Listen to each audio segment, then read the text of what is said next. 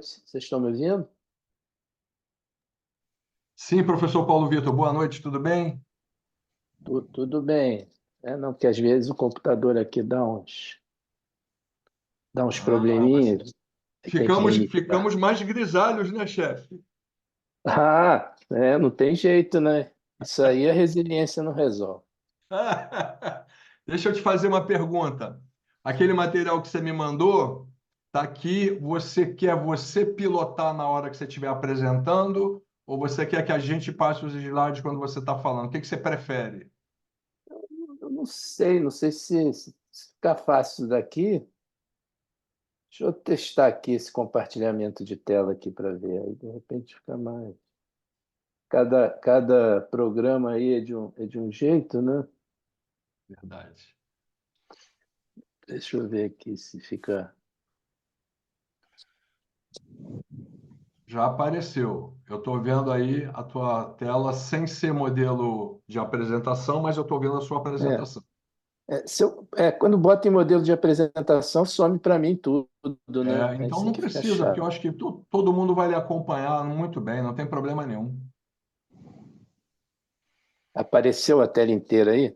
Apareceu aquele modo que você vê o slide seguinte, sabe? Quando você está com a outra é melhor para enxergar, a outra É, visualização. Essa é melhor. Apesar de É, não é, estar. então, é, é porque deve estar com duas telas aí, né? Bom, acho que. Quando está com o duas problema é telas, que tem uma tá com mais. duas, mas tem uma que a do laptop ela já pifou, né? Então eu só uso a outra, né? Porque é um Mac aqui, quer dizer, então. Mas relaxa.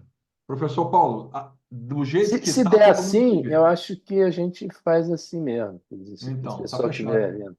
Tá fechado. Sem problema nenhum. Até porque são. Quer dizer, é aquela história, né? Entender o Fran daqui não dá mesmo, né? Quer dizer, até lendo demora, né? Porque os Frans são enrolados. Então é mais uma explicação, né?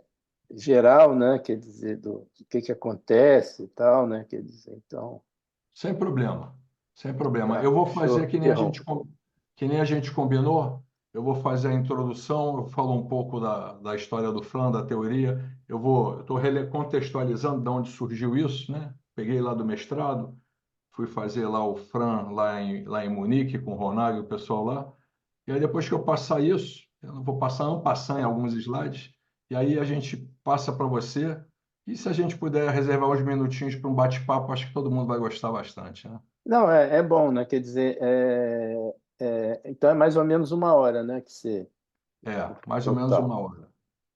Mas aí Tá, eu acho que quando você acabar de falar, deu uma hora. Aí a gente dá uns minutinhos, se você não tiver com a agenda muito cheia, que eu acho que o pessoal gosta de perguntar uma coisa ou outra, mas eu não vou lhe reter, porque a gente sabe que é a véspera de feriado, né? Então tá todo mundo. é, Quero tá bom. respeitar, quero respeitar que você me deu essa oportunidade maravilhosa. Vamos aguardar o pessoal entrar aí. Entramos um pouquinho mais cedo, não tem problema nenhum. Daqui a pouco o pessoal vai se juntando. Vou aqui monitorando se tem gente perdida. Eu vi mais de 130 inscritos que confirmaram por e-mail. Se vier metade disso, está muito além do que eu imaginava, né? Não. É isso. Você chegou aí a Londres? Fomos lá sim. Foi, E foi aí, muito bom. foi Está bacana, pessoal? firmando aí um acordo aí de cooperação com eles lá. Muito bom. E lá tem um médico lá que agora é chefe lá de um departamento, né? Ele foi médico de família aqui no Brasil um tempo, né? Então enfim, ele está interessado em expandir a ideia de agente comunitário lá e de ver a resiliência, enfim, então meio que. Olha só a honra. Professora doutora Selma Ribeiro, olha que bacana. E Olha, aí, Selma, tudo bem? Acho que Oi, você é a Paulo única Vitor. colega de doutorado aí na Terra. Eu falei para o Henri, assim, Paulo É, Vitor já é conhecido de longa data aí. A gente fez junto o É, doutorado foi, lá. foi ali que eu comecei a ver essas coisas aí de fator humano, ergonomia, né? Antes eu era engenheiro, né? Então, Não deixou de ser, né? Só com um olhar não, fica diferenciado, meio. né? Agora a gente é Você tá, quase. você tá onde agora, Paulo? Não, eu continuo lá, né? Lá no IEM, né? Ah, tá ainda. E a gente. E aí também estou fazendo muita coisa com até um ex-orientado lá que foi para a Fiocruz, né? Então a gente tem um grupo de pesquisa lá, está fazendo bastante coisa essa ideia Ah, aí da legal. resiliência e saúde, né? Mais na parte de sistemas, né? Enfim. Que bom. O pessoal vai se decepcionar um pouco, porque só tem um FRAM de acidente, né? O resto é tudo de funcionamento de sistemas. Não, mas pelo contrário, não vai E se até decepcionar, tentando ver o não. que dá certo, quer dizer, então a turma aí dos acidentes vai ficar meio, É. né? Mas você sabe que o Ronagel falava para mim, eu não desenvolvi isso para olhar para acidente, não, cara. Na É, realidade ele fez para acidente, tanto que o nome era esse, mas ele mudou de Depois nome, ele né? mudou. O Depois, Ronag ele muda bastante, né? Ele fez aquele crime, né? Que era aquele escreveu o livro e tudo, né? Deu muita consultoria de confiabilidade humana e hoje ele, se falar isso perto dele, ele vira as costas. eu fui fazer uma pergunta para ele sobre esses fatores que estavam lá para linkar com o Fran. Ele falando, já abandonei isso. Eu falei, caramba, acabei de comprar o livro. Ele abandonou, mas nas saídas do Fran ele tem uma recaídazinha e coloca aquele negócio de precisão e tal. Ele dá uma ponta de quantificação ali que até muita gente usa, né? Ele nem gosta, mas enfim, aí já não é mais dele, né? É verdade. Escuta, para entrar nessa reunião precisa falar carioquês também, aí, porra, que eu tô treinando faz a cara de tempo aí nessa parada. Para Pô, fala, falar. O Benildo. vídeo não Pô, está aparecendo, mas eu vou fazer a Benildo, composição, passar um blush. um Porra, monte professor de Benildo, gente Acel, você aí, passa Benildo. por todas as áreas, Benildo. Você passa por todas elas. Você se dá bem em todas É, elas. o Benildo a gente conversou muito aí, né? Até esse primeiro artigo aí, quer dizer, né, dessa colisão aérea que eu fiz, né, olhando lá a CPI e tal, de conversar aí com o Benildo na época também. A gente até chegou a escrever um outro artigo também, né? O Foi, Benildo nem foi. concorda muito com tudo que está lá, mas assim que é bom. Não, eu não. Olha, eu só fiz a revisão da parte do acidente, porque o Fran mesmo, até hoje, eu entendo alguma coisa, tenho o software lá para fazer a modelagem, mas assim não foi a fundo. Eu acabei me dedicando àquele negócio lá do Stamp, né? Aquilo lá um pouco, eu tenho um pouco mais de familiarização com o Stamp. E no contato que eu tive com o Ronagel, eu estava conversando isso até com o Henrique, Jay. No contato que eu tive com o Ronagel, eu interpretei a fala dele no ResearchGate como sendo assim, pô, isso aí é um livro, cara, como é que eu vou fazer? Que eu tinha pedido, acho que era o Perceptions, alguma coisa assim para ele. Eu achei que ele tivesse irritado. Eu tô tentando botar o raio do vídeo aqui, eu não tô conseguindo, mas... Né? Às vezes os computadores implicam aí, ó. Então, pela internet Mas aí meu fica aí. carioquês está legal para participar da Tá, parada? Né? tá bom, tá Tá bom. Bemildo, legal, tá você está legal. tirando muita onda, hein, Olha, Bemildo? Está tirando muita onda, muito bom. Mas Henri, é por conta da duração, porque depois começa o papo sério, aí eu tenho que ficar calado, pô. É isso aí, tá gente bom. boa. São 19h59. Aí, Igor, você capitaneia todo mundo, que é todo mundo muito querido, mas a gente precisa manter um pouquinho não de compostura, porque não é isso que a gente busca aqui, mas a gente vai buscar realmente poder bater um papo e não demorar muito. Já tem 27 pessoas, ainda tem um minutinho. Ainda tem um minutinho, deixa eu tirar isso da minha frente, botar lá para cima. Acho que lá para cima não me atrapalha, tá beleza. Estou muito honrado com a. Olha aí o Bemildo, meu camarada do ITA. Tá vendo, né, Igor? Só tem de cabelo branco que se Só interessa pelo que eu fera. estou falando, não é possível. Jô, Não é verdade, não. Tem muita gente nova que tem me perguntado que história é essa, o que que você está falando? E aí a gente tem uma historinha para contar rápida. Eu vou passar um passando sobre da onde veio essa história. São 8 horas da noite. Eu vou começando devagarinho, que quem entrar não vai perder muita coisa no começo, porque eu estou falando a origem dessa ideia que eu tive aí de escrever sobre isso.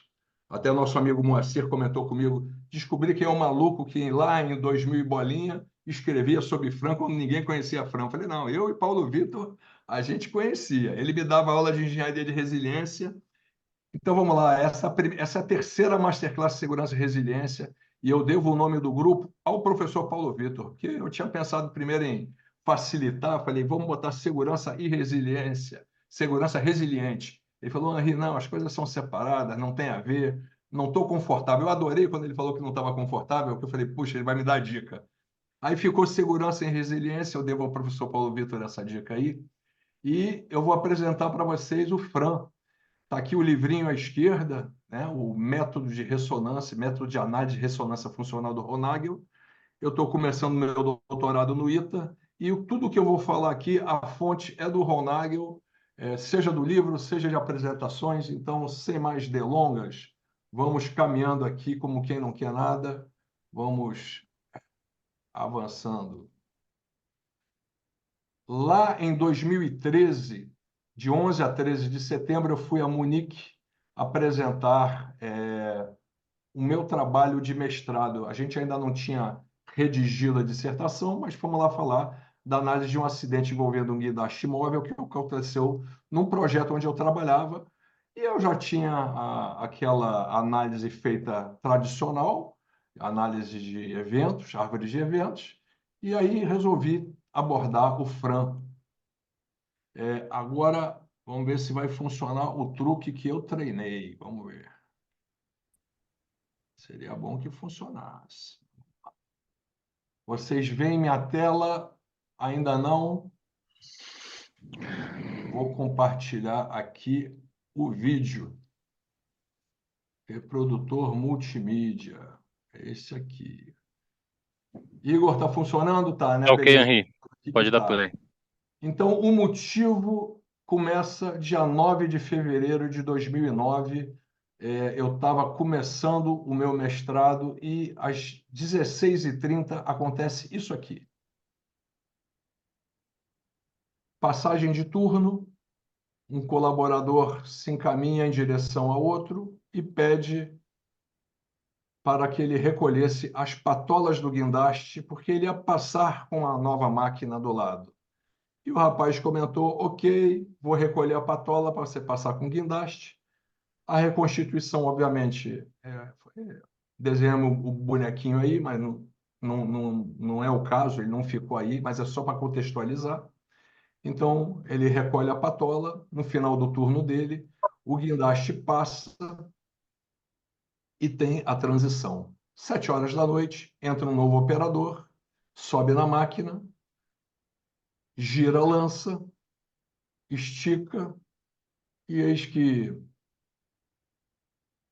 o nosso equipamento ele tomba. 7 horas da noite, eu já estava em casa, o pessoal me liga falando, Ri, o guindaste caiu, tombou. Eu falei, como assim o guindaste tombou? E aí o pessoal vem para cá. Eu falei, tem alguém debaixo do guindaste? Aquela adrenalina toda, né? Então vocês estão vendo por outro ângulo, né, o momento em que o peso próprio da lança, sem a patola esticada, não tem como o guindaste resistir. O colaborador chegou a ter tempo de descer quando ele sentiu. Está aí a foto definitiva do local. É assim que a história termina e se inicia o Fran. Então, vou parar de compartilhar e vou voltar a compartilhar o outro. Então, esse é o meu cenário que motivou essa conversa que a gente vai ter a partir de agora. Então, qual foi a proposta? Utilizar um estudo de caso de um acidente e um tombamento de guindaste móvel para tentar validar o método de análise de ressonância funcional, visando a utilização em análises e investigações de acidentes industriais. E aí, por que que isso é relevante? Porque, para onde eu olho, até hoje eu canso de receber guindastes sobre pneus tombados. Então, é um negócio que era recorrente, que justificava esse estudo. E aí eu fui pegar, na época, no CPWR nos Estados Unidos, tá aqui 71% de todos os incidentes relacionados com guindaste envolviam guindastes móveis sobre pneus. E nessa minha estatística, 37 de 59, na realidade são 63% dos colapsos de guindaste, porque tem outros acidentes, que é contato com linha elétrica aérea, tem incidente com a lança e tal, mas tombamento, 63% dos casos eram relacionados a isso. Aí eu pego outras fontes, né, fontes oficiais americanas, e mostra ali na parte de baixo 89 óbitos relacionados a esse colapso de guindastes. No gráfico de cima, a gente pode ver que de 92 a 2006 é um efeito serrote, mas nunca menos do que 30 fatalidades, e, em média, a gente pode contar assim, olhando no olho, 40 fatalidades anuais nos Estados Unidos, né? E aí, entre as principais causas, está lá a eletrocução, atingido por carga, atingido por lance, e está lá o colapso. Você detalhando o colapso, né? Você tem 81 colapsos de guindaste, 89 mortes. E aí tem, obviamente, causas desconhecidas. A análise não foi bem feita, a gente não tem essa informação, mas superfície irregular, instável ou gelada, 15%, sobrecarga, 12%, cabo do guindaste, quebra do estabilizador, rigging, 14%, e 9% a carga do guindaste deslocada. Vários estudos de 78, do Hakkinen, e em 93 também, é o quinto item, estabilidade do guindaste, o Butler em 78, segundo item, estabilidade do guindaste, Suruda e Shepard, 97 e 2000, também reportam estabilidade do guindaste. Então, tudo isso justifica a gente pensar, fala, cara, vamos mergulhar nesse assunto. O Nagel, ele, numa apresentação dele de 2010, ele traz aí diferentes modelos e diferentes consequências. Então, nós, assim, eu falo nós, o pessoal do Óleo e Gás, onde eu trabalho, muito da nossa história é modelo simples e linear, cujo princípio básico é causalidade, única ou múltipla, de múltiplas causas, o objetivo da análise sendo encontrar causa específica, link de causa e efeito, e a reação é eliminar as causas e esses links. E o objetivo, então, é melhorar a resposta. Evoluiu já na época do James Reason, né, a parte organizacional, já começa a aparecer modelos complexos e lineares, e tem os princípios correlatos aí, que eu não vou ficar me estendendo, mas você repara bem que no objetivo da análise está falando de ato inseguro e condição latente, é bem James Reason isso. Então está lá, fortalecer barreiras e defesas, e o objetivo, então, é melhorar a observação, e o Ronaldo colocou com muita sagacidade, observação dos indicadores. E aí vem a necessidade da gente pensar no modelo como alguma coisa que não seja linear, um modelo sistêmico, e no qual o princípio básico, nesse caso, não é mais causalidade, nem dependência oculta, mas sim uma dependência dinâmica e a tal da ressonância funcional que a gente vai abordar dentro em pouco. Então, o objetivo da análise é olhar a variabilidade de desempenho e as dependências funcionais. Então, a gente vai tratar de acoplamentos fracos e interações complexas. Reação típica, monitorar e controlar a variabilidade de desempenho, e a gente quer melhorar, com isso, a antecipação. Então, eu apresento para vocês a árvore de eventos da época, clássico, tombamento do guindaste, à esquerda a estabilidade, à direita a resistência estrutural insuficiente, à direita não levou a nada, não houve flexão da lança telescópica, não houve nenhuma história com ângulo pequeno com horizontal, então a gente segue pela esquerda, a capacidade do solo, a capacidade de carga do solo excedida também não leva a lugar nenhum, capacidade de carga da operação excedida, ok, a gente vai descendo, aí aparece em amarelo. Eu quero que vocês lembrem do patolamento incorreto, que foi recolhido e não foi aberto, né? E aí tem lá na direita um dispositivo de segurança que não alarmou, é o LMI, aí a gente bota uma interrogação, e aí continua, a partir do patolamento incorreto, uma linha de entendimento, e passa pela orientação do manual de operação que não estava seguida, passa pela que a patola estava recolhida. Final das contas, a gente olha lá embaixo, em vermelhão, é a conclusão dessa análise de encadeamento praticamente linear. pouca experiência na função do operador, descumprimento do procedimento em vermelhão e lá a ausência de sistemática de gestão de mudanças. Foi a conclusão na época que foi apresentada para o cliente e me deu aquela insatisfação tremenda. Eu falei, será que não tem nada de diferente sobre que a gente possa falar? Então, remetendo aqui a uma citação da Nancy Levinson, do MIT, ela fala assim que muitas vezes propomos soluções para problemas que não compreendemos e depois ficamos surpresos quando as soluções não surtem o efeito esperado. Então, é um modelo para tudo?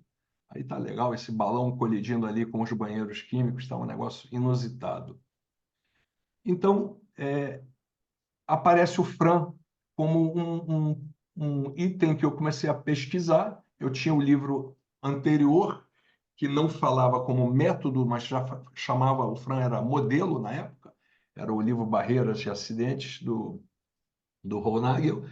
E vamos falar do Fran explicando quais são os princípios que norteiam o Fran, né? Porque quando a gente fala de um método, ele vem da onde, baseado em quê? Então, o primeiro princípio é o da equivalência de sucessos e fracassos. O segundo princípio é o princípio dos ajustes aproximados. O terceiro, o princípio da emergência. O quarto, o princípio da ressonância funcional. Do que estamos falando? O princípio da equivalência de sucesso e fracasso. Os ajustes aproximados de desempenho são a razão pela qual as coisas dão certo, mas também são a razão pelas quais as coisas dão errado. O princípio dos ajustes aproximados diz que o seguinte: o trabalho é sempre ajustado para corresponder às condições intratáveis e subespecificadas. Os ajustes são sempre aproximados e contribuem para a variabilidade das condições de trabalho. O que fala o princípio da emergência? A variabilidade do desempenho diário raramente é grande o suficiente para ser considerado um mau funcionamento, mas a variabilidade de múltiplas funções pode, quando em combinação, levar a consequências desproporcionalmente grandes. Tanto as falhas quanto o desempenho diário são fenômenos emergentes e não fenômenos resultantes. E o último princípio, o princípio da ressonância funcional, que eu vou detalhar depois. Variabilidade de diversas funções pode, por vezes, se reforçar mutuamente e as consequências podem se espalhar através de ligações estreitas, rígidas, né, que a gente fala, interconexões rígidas, em vez de ligações causa e efeito. Isso pode ser descrito como uma ressonância funcional da variabilidade cotidiana. Então, falando da equivalência de sucesso e fracasso, geralmente a gente entende na chamada Safety One, que a gente historicamente trabalha, que a falha é explicada como uma avaria ou mau funcionamento de um sistema ou do componente.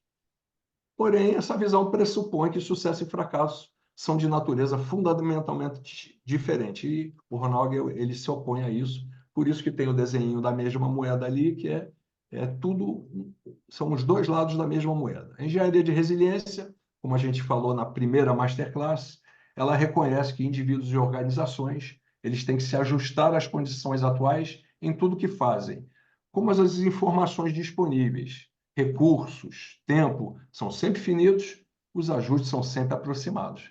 Então, o sucesso é a capacidade da organização, grupo, indivíduo, de fazer corretamente esse ajuste. Então, em particular, de antecipar corretamente os riscos antes que ocorram falhas e danos.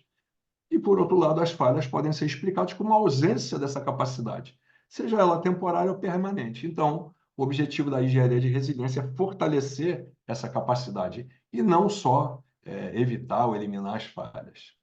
Os ajustes aproximados, a gente tem uma disponibilidade de recursos que pode ser limitada e incerta. E as pessoas vão dar o jeito delas, elas vão ajustar o que elas fazem para se adequar à situação. Então, a variabilidade de desempenho não adianta, ela é inevitável, ela é onipresente e ela é necessária. Devido às limitações de recursos, esses ajustes de desempenho sempre serão aproximados.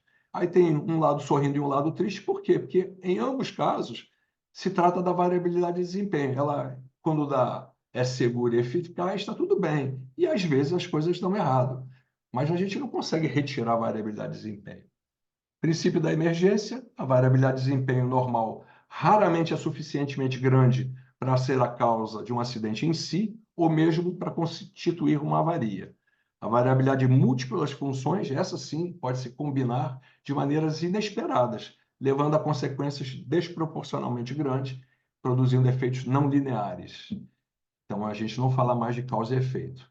Tanto as falhas como o desempenho normal são fenômenos emergentes e não resultantes. Nenhum deles pode ser atribuído ou explicado apenas como referência ao mau funcionamento de componentes ou de peças específicas. O terceiro princípio da emergência: sistemas sociotécnicos, eles são intratáveis porque mudam e se desenvolvem em resposta a condições e exigências que mudam, o sistema se adapta. Então, é impossível a gente conhecer todos os acoplamentos do sistema e é impossível antecipar mais do que eventos regulares, aqueles que a gente tem ideia, que a gente imagina. Os acoplamentos são principalmente úteis, mas também podem constituir um risco. E está aqui, quem lembra do livro do Small World, né? O problema do mundo pequeno. Você tem lá os graus de separação. Então, isso começa a denotar essa parte da emergência. Oscilação natural mais função de força. Como é que eu explico essa ressonância funcional? Então, a gente olha lá embaixo. Tem uma função de força com a mesma frequência de uma oscilação natural que está em cima, de amplitude fixa. Quando você soma as duas, a ressonância é a mesma no quesito frequência, mas a amplitude ela é aumentada. Então, essa ressonância funcional é esse sinal detectável que vai emergir da combinação não intencional da variabilidade de muitos sinais. Então, aqui no desenho do Ronag é bem legal isso, que ele mostra o desempenho da variabilidade de uma pessoa, à esquerda, a variabilidade combinada de outras pessoas naquela situação de trabalho, e o vermelho mostra o efeito dessa ressonância sobre o desempenho da pessoa que está sendo em foco. Para a gente fazer uma análise franca, seguindo o que está no livro do Ronagel, tem algumas etapas, e a primeira delas é definir qual é o objeto dessa modelagem, né? Descrever a situação que a gente está querendo analisar. Um evento ocorrido, um incidente ou acidente, como é o caso que eu mostrei para vocês, da queda do guindaste, ou um cenário futuro. Então, ela serve tanto olhando para trás como olhando para frente.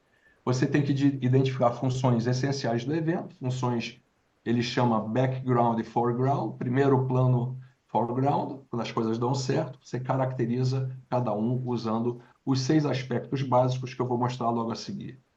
Completar o modelo Fran garantindo que todos os aspectos sejam descritos, pelo menos para 2 funções, como saída e entrada, pré-condição, recurso, controle e tempo, que formam os 6 aspectos básicos. O terceiro ponto é descrever essa variabilidade real e potencial de funções de primeiro plano e de funções de segundo plano, que norteiam o contexto, identificando a ressonância funcional com base nessas dependências, esses acoplamentos entre as funções. E, por fim, propor maneiras de monitorar e, sim, atenuar a variabilidade de desempenho daquela que a gente não quer. A variabilidade que a gente quer, ok, mas a que a gente não quer, a gente tem que monitorar e achar maneiras, através de barreiras, modificações de projetos, de atenuar. Mostrando uma função Fran. O que é uma função Fran? Então, a gente tem aqueles 6 itens: tempo, controle. Eu deixei input e output, que é tradicional, todo mundo entende, entrada e saída, pré-condição e recursos. O tempo são os aspectos temporais que afetam o desempenho da função, uma restrição, recurso. O input é aquilo que ativa essa função, ou é utilizado ou transformado para produzir uma saída. Ele é o link para as funções que estão a montante. A pré-condição são condições que têm que ser cumpridas antes que uma função possa ser executada, e a função é sempre assim um verbo, né? Fazer alguma coisa. O controle é aquilo que supervisiona ou regula a função, planos, procedimentos, diretrizes ou outras funções. O output é aquilo que é o resultado da função, é o link para as funções que vêm a jusante, as funções downstream. E os recursos são aquilo que é necessário ou consumido pela função quando ela está ativa. Matéria, condições, energia, competência, software, mão de obra. Essa é o jeito de fazer uma função Fran. Então, por onde começar? A gente começa, em princípio, qualquer função. Isso o Ronaldo deixa bem interessante no livro, não tem. Escolhe uma que faça sentido e a análise vai mostrar a necessidade de ir incluindo outras funções que estão ligadas ou acopladas através das relações que vão aparecer. O Fran define 6 tipos de relações. Qual é o nível da descrição? Não tem um nível único e correto. O modelo Fran normalmente compreenderá funções descritas em diferentes níveis. Aquela história do foreground e do background está aí. As funções são rotuladas como funções de primeiro plano ou de segundo plano. O nível de detalhe, se puder ter uma variabilidade significativa numa função de primeiro plano, então, de repente, é possível você aprofundar a análise dessa função e dividi-la em outras funções, né? E o limite do sistema tem que ter ele chama de stop rule, né? Quando a gente para, então ela pode eventualmente ultrapassar o limite inicialmente definido, mas se alguma função de segundo plano puder variar e afetar as condições de primeiro plano dentro do sistema, então ela tem que ser considerada uma função de primeiro plano. Então, por que as funções variam? Qual é o princípio geral? Variabilidade de função ou da saída da função? A variabilidade da saída pode ser resultado da própria função, resultado da natureza dela, pode ser descrito como uma variabilidade interna, ele chama de endógena, ou a variabilidade do ambiente de trabalho, as condições em que essa função é desempenhada. Pode ser descrito como uma variabilidade externa ou exógena. Influências das funções a montante, né, upstream, onde as saídas das funções de primeiro plano, como entrada, pré-condição, recurso, controle ou tempo, podem variar. O desempenho de uma função, ele é o resultado, ele pode também variar devido à combinação das 3 condições, variabilidade interna, externa e acoplamento. Qual é a descrição que a gente faz simples? Então, o que interessa no Fran é a variabilidade da saída, a gente tem que considerar com relação ao uso dessa função a jusante. Então, a variabilidade da saída pode ser descrita em termos de tempo e precisão. Quando eu descrevo essa variabilidade da saída com relação ao tempo, os resultados podem ser produzidos muito cedo, dentro do prazo, demasiado tarde ou sequer serem produzidos. Se houver um atraso perceptível na propagação, então a transmissão da saída pode ser descrita como uma função por si só. No que diz respeito à precisão, os resultados podem ser imprecisos, precisos ou aceitáveis, em relação a uma função posterior. Uma saída imprecisa é incompleta, imprecisa, ambígua ou enganosa, de modo que não atende aos requisitos das funções posteriores a ela associada. Uma saída precisa corresponde ao requisito da função posterior, e uma saída aceitável pode ser usada pelas funções posteriores, mas requer algum ajuste ou uma variabilidade das funções posteriores. Esses podem consumir tempo e recursos adicionais, aumentando assim a variabilidade. Então, naquele nosso meio de atuação de obras, está aqui, operação cotidiana, levantamento de carga, usando o guindaste móvel. Você vê vários guindastes simultâneos numa tubulação bem importante. Na época, como é que eu abordei o tema? Para descrever essas funções necessárias. Eu fui lá fuçar, como um bom pesquisador que a gente se torna, a origem das funções essenciais. Achei lá no Quebec uma análise da profissão do operador de dispositivos de elevação, feita em 3 ocasiões e com entrevistas. E aí aparecem, para minha facilidade, já apareciam as funções e tarefas elencadas para a gente poder trabalhar. E abaixo a gente podia encontrar aqui uma equivalência entre estudos dessa análise de operação de equipamento de guindar e uma análise de um outro equipamento, um operador de grua autopropelida. Então, isso serviu de base para eu montar o meu modelo Fran. Dando um exemplo, uma atividade posicionar a carga, e aí, na época, não havia software, era uma planilha que a gente fazia à mão e preenchia. Então, por exemplo, você descreve o nome da função, posicionar a carga sobre a base ou um suporte, você descreve qual é o objetivo final dessa manobra de movimentação de carga, ela é realizada pela equipe de logística, então está a descrição dessa atividade, e você tem os 6 aspectos, que eu não vou ler aqui, mas a ideia é essa, você tem que ter a descrição da entrada, da saída, da pré-condição, do recurso, do controle e do tempo. E aqui eu cito que o guindaste em questão, como recurso, era um guindaste de 70 toneladas e tinha toda a documentação, tinha toda a história, né? Hoje em dia, nós temos o FMV, é um visualizador do Fran. Na época não tinha, então eu trouxe para evitar o constrangimento de estar mostrando os meus hexágonos desenhados à mão. Então está aqui, desde redigir um contrato para o EPC, né, para o suprimento, para a engenharia e para a construção, até no final encerrar a manobra. A gente pode ir tão longe quanto a gente queira para entender o que é o modelo de Fran associado. A segunda etapa é a caracterização da variabilidade de potenciais e reais. Eu estou mostrando aqui a solução simples. Então, eu peguei uma outra função, elaborando o plano de Higgs, e a gente mostra que tem à direita aqui a variabilidade da saída. Nesse caso, foi muito tarde, ela era possível, mas era mais provável que fosse muito tarde que muito cedo. E aí eu descrevo o que aconteceu que me faz ter essa leitura. Com relação à precisão, aceitável era uma situação possível. Embaixo, a gente faz a mesma coisa, na realidade, a partir de uma instanciação. Então, na parte de cima era o modelo, e aí a gente faz uma instanciação, significa uma pequena alteração do modelo. Você repara que a variabilidade do output antes era muito tarde, e no nosso caso, onde não foi aberto a patola, a gente começa a discutir se o plano de Higgs foi elaborado ou não foi elaborado, se foi preciso ou não foi preciso. Então, para cada tarefa, cada atividade nossa, cada função, a gente, nessa solução simples, a gente vai verificar o tempo e a precisão. Na solução mais elaborada, por exemplo, eu chamei operações elementares, girar, levantar, esticar a lança, você pode ter a função sendo avaliada em relação ao tempo e à duração, a força, a distância, a direção. Nesse caso, eu botei não aplicável, o objeto errado ou sequência. Então, o Ronagel ele detalha no método, nessa solução elaborada. Tem a solução simples e a solução elaborada. No primeiro momento, a gente faz a simples e depois detalha. Na terceira etapa, a gente agrega essa variabilidade, os acoplamentos a montante e a jusante, e aí à esquerda você vê a função preparando içamento como um modelo e preparando içamento como uma instanciação.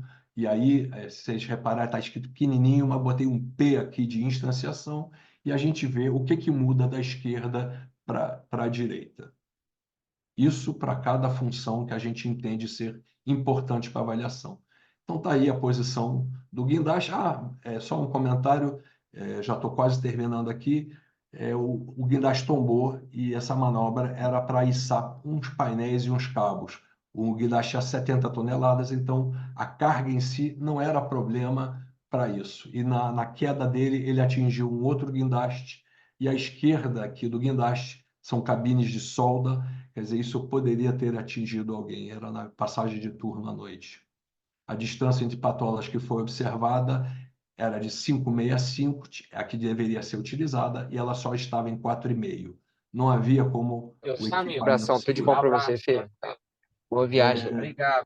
À esquerda, nós temos um indicador dentro do equipamento, que mostrava que o operador teria acesso a essa informação, e teria mais uma outra parte desse mesmo equipamento que mostraria uma luz que ela estava semi-aberta.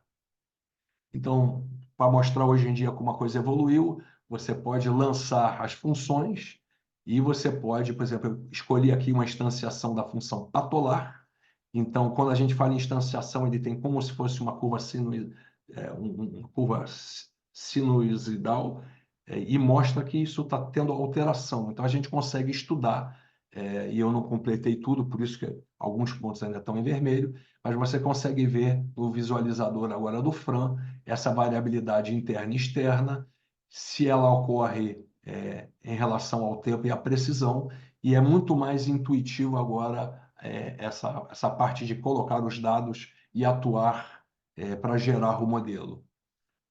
Uma outra parte que a gente viu do estudo foi a parte de supervisão. Então, da mesma maneira, a gente viu interconexão entre a função supervisionar e a função sinalizar. Então, isso também foi parte do estudo. E essa segunda instanciação, ela gera aqui um negócio bem interessantes para quem está acostumado a achar que é tudo linear, encadeamento. Você começa a ver que a função patrulhamento ela está ligada à função preparando o içamento, ela está ligada à função dando a partida do guindaste, as funções de operação elementares, a função sinalização, a função movimentação de carga e supervisionando. Então, qualquer decisão que a gente tome se pautando sobre uma abordagem linear, ela é muito limitada. Então, essa é a modelagem FRAM no final das contas. E a vantagem disso é que se agora, por exemplo, eu tiver um outro evento, um outro incidente com um guindaste, eu não preciso partir do zero. Eu já tenho a modelagem FRAM de uma operação de movimentação de carga com guindaste. Eu já tenho. Agora eu vejo nessas funções o que num novo evento, por exemplo, falharia. Eu já não saio do zero como a cada análise que a gente faz. Isso é o último passo, a gente tem que tentar atenuar essa variabilidade. Então, tem aí sensores. A gente estava discutindo um dispositivo para monitorar melhor os estabilizadores. E aí eu faço uma crítica da automação do guindaste. Ela, na realidade, ela cria esse ambiente que é imperdoável mesmo, ele não tolera erros. Na nossa dissertação, eu não acredito que você colocar mais tecnologia vai necessariamente ajudar no processo. E o bacana do FRAM é que, à medida que a informação vai chegando, você pode ir somando, e a gente acabou sabendo depois que tinha um boom na construção, faltavam operadores para os grandes guindastes, então o operador do grande guindaste foi para um maior ainda, e um garoto inexperiente naquele guindaste foi alçado ao guindaste de 70 toneladas. Não havia treinamento para o novo operador, e a gente tinha uma dificuldade dos manuais serem em chinês, né? Então, para minha conclusão aqui, podemos usar o FRAM ou não usar o FRAM. A gente vê até hoje uma certa resistência, né, de abandonar o método tradicional, e o FRAM vai requerer que a gente seja especialista que lide com pessoas que conhecem o assunto, né? E para isso a gente não pode deixar de falar com o time de movimentação de carga, o operador de guindaste, que são as pessoas que estão lá na frente de trabalho. E a gente, junto os engenheiros, a gente acha alguma coisa para entender melhor o que está acontecendo. Eu coloquei aqui compreensão quanto ao sistema sociotécnico complexo. A gente hoje tem esses softwares todos para ajudar o nosso entendimento. E é um método muito útil, não tenho a menor dúvida. Eu só reforcei que ele não é aplicável se tiver um pequeno acidente no nosso canteiro de obra, no nosso projeto. Não é isso que nós vamos usar. Então, para concluir, o que o FRAM é e o que o FRAM não é. O FRAM não é um modelo, o FRAM não faz qualquer suposição sobre como o sistema ou atividade é organizada ou estruturada. O FRAM é um método que pode ser usado para construir um modelo, ou seja, uma representação de como alguma coisa é feita. Como método, ele tem duas suposições, que é útil descrever como algo é feito em termos de funções, é o que a gente apresentou até agora, e que essas funções podem depender uma das outras, ou seja, que elas estão acopladas. O resultado do FRAM como método, para analisar como uma coisa é feita, é uma representação sistemática da atividade chamada de modelo FRAM, e o modelo é o fim da análise, não o começo. Desdobramento futuro, eu estou abrindo aí a ideia que eu alinhei na época do mestrado. Eu já falava de utilização do FRAM para análise de riscos no setor de construção e montagem eletromecânica, e eu estou botando agora o aeroespacial por causa desse doutorado no ITA que está iniciando. Na época eu falava de utilizar a lógica fuzzy para a quantificação das descrições de variabilidade. Já tinha o Cláudio Greco, né? O Paulo Vitor vai lembrar, que já mexia com lógica fuzzy.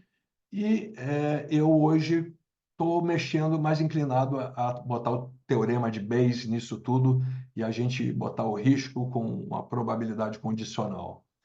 O Ronagel, no livro, na página 94, ele diz que é inteiramente possível introduzir descritores difusos em vez de nítidos, e por isso pode ser um passo na direção da quantificação. Ele estava se referindo à lógica fuzzy. E aí, o papa da lógica fuzzy é o Lofty-Zadeh, que diz que quando a única ferramenta que você tem é o martelo, tudo começa a parecer um prego. Eu agradeço aos amigos a paciência. Eu vou interromper o compartilhamento aqui e a gente vai, antes de compartilhar a tela aqui com o material do meu querido Paulo Vitor, que vai agora apresentar. Deixa eu abrir aqui a apresentação dele e vou voltar aqui no Zoom. Eu quero só comunicar aos amigos que nós estamos disponibilizando um curso de introdução à engenharia de resiliência e quem tiver interessado e quiser participar, eu vou compartilhar aqui nos comentários como é que você faz para ter acesso a isso. Paulo Vitor, muito boa noite. Eu estou trazendo para vocês meu orientador do mestrado do PEA mais de 10 anos atrás, cerca de 10 anos atrás. Na época, ele me dava aula de engenharia de residência e me estendeu a mão. Eu coloquei mais cedo agora no Instagram para todo mundo saber que eu devo muito, aprendi muito e me deu muito artigo ali, me ensinou a pesquisar. Então, hoje, como é mais que uma gratidão, ele me honra participando aqui e ele vai agora trazer o que ele aplicou, porque é bacana, falei de teoria pra caramba, falei um monte de coisa. Paulo Vitor, o show é teu, meu amigo. Se eu for falar do currículo Lattes do Paulo Não. Vitor, a gente vai ficar até amanhã. Tá vendo aí, Paulo Vitor? Isso, estou vendo. Bom, vocês estão me ouvindo, né? Eu estou te ouvindo. Só se Bom, Perfeito, tá um ok. pouquinho mais alto é legal, mas eu estou te ouvindo. tá, tá bom. Bom, agradecer aí ao Henry o convite, né? Enfim, né? De repente comecei a participar no grupo, né? Muitas discussões, né? Bem interessante, né? Ver que tem muita gente atuando aí, né? Nas empresas, né? Tentando colocar essa visão, né? Uma visão diferente de segurança que é muito complicada, né? Então, bom, quando o Henri me pediu, eu falei, bom, não sou muito aí das lives, né? Mas vamos em frente. Contando uma história, né? Como é que eu cheguei aí na resiliência, né? No século passado, né, eu trabalhei quase 20 anos como engenheiro eletrônico, né? No Instituto de Engenharia Nuclear. Bom, na realidade, eu ainda trabalho lá, mas não mais como engenheiro eletrônico, né? Desenvolvendo instrumentação nuclear, né? A gente fez instrumentação para os reatores, para o reator Argonauta, que é na UFRJ, né? Quer dizer, que é na Ilha do Fundão, né? Ali na colina. Acho que talvez muita gente não saiba que existe um reator nuclear lá, né? Só 500 watts, mas está lá. Né? O reator da Marinha, lá no IPEM, o reator do CDTN, enfim, e outros equipamentos de instrumentação, e era um engenheiro daquele bem, né? O que não cabe no painel, a gente escreve no manual, o operador que se vire, né? Enfim, aí durante, né, né, muitos aí, né, acho que a maioria aí já sabe aquela história daqueles grandes acidentes de Three Mile Island, Challenger, Bhopal e tal, que se começou a pensar que não era aquela história assim tão simples. Quer dizer, a engenharia não conseguia resolver tudo, né? Quer dizer, isso, né, a gente começou a ler e tal, alguma coisa sobre isso, né? Enfim, e aí já no. Enfim, aí vamos adiantando no início desse século, né? A gente fez um doutorado em ergonomia na FRJ, com o professor Mário Vidal, né? Tem até uma colega aí de doutorado, a Selma aí, que está assistindo, né? Não sei se tem mais algum, acho que não. Mas, enfim, e aí eu comecei a ter contato com essa questão da atividade de trabalho, né? Quer dizer, naquela época tinham, sei lá, não é como agora, né? Né? As pós-graduações têm poucos alunos, tem aquela limitação da CAPES, né? O Mário tinha turma de 30, 40 alunos, né? Quer dizer, então tinha gente aí de todas as áreas, né? Falando de atividade e tal, né? E, quer dizer, aí nessa linha da ergonomia, né? Daquela história do trabalho prescrito e do trabalho real, né? Quer dizer, o trabalho prescrito na linha das normas, regras e procedimentos, o real, né? Como a coisa é feita no dia a dia, né? Enfim, aí, né, naturalmente, eu era da área nuclear, né? Estava lá fazendo doutorado em ergonomia e, enfim, aí fui fazer, né, essa análise, né, lá na usina nuclear, né, e eu achava que não ia haver nada disso, eu achava que ia haver todo mundo seguindo o procedimento, enfim, a risco e tal, porque é o que se falava, é o que se dizia, e embora quando eu fazia os instrumentos, teve alguns que a gente fez para a Angra, tinha umas coisas assim que, né, às vezes, enfim, eu estranhava, mas enfim, não. Bom, e aí quando eu fui lá, eu comecei a ver que essas adaptações, né, que aquela coisa do trabalho prescrito e do trabalho real da ergonomia tinha muito lá dentro também, né? Tem uns artigos antigos de 2005, 2006 sobre isso, quem tiver curiosidade, eles estão publicados, né? Quer dizer, e nessa época, né, mais ou menos em 2000, e acho que foi em 2003 ou 2004, né, quer dizer, surgiu a ideia da engenharia de resiliência, né, a partir do que o Ron Nagel, o Woods, o Kim Vicente, né, que é um pesquisador lá do Canadá também, enfim, a partir do Rasmussen, já estavam desenvolvendo na engenharia cognitiva e tal, quer dizer, e aí a questão da interface, né, a gente já estava interessado nisso.